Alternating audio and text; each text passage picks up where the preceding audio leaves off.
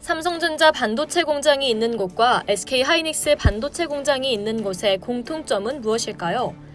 삼성전자 공장은 아산 탕정이고 SK하이닉스 공장은 이천입니다.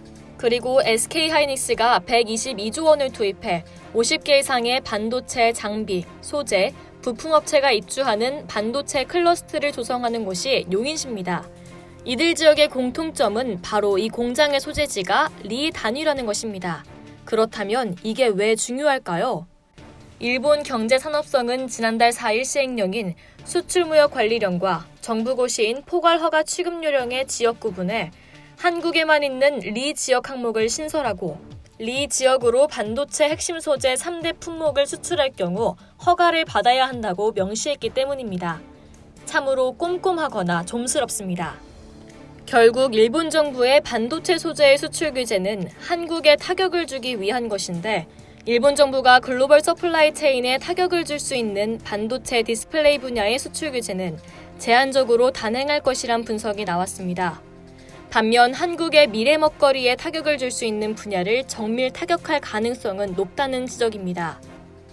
지난 27일 열린 2019 세미 회원사의 날에서 김병현 NH투자증권 팀장은 이러한 주장의 근거로 리 지역을 제시하면서 한국을 분리해 놓음으로써 일본이 한국을 대상으로 제품군에 따라 다양하고 정밀한 수출 정책을 시도할 가능성이 열렸다고 주장했습니다. 그는 일본 경제산업성에서 발표한 내용을 해석해보면 일본은 한국에 대한 수출 규제가 글로벌 서플라이 체인에 영향이 없다는 것을 강조하고 싶어 한다며 한국 반도체를 기반으로 최종재를 생산하는 미국 등에 대한 신뢰를 저버리지 않겠다는 얘기라고 밝혔습니다.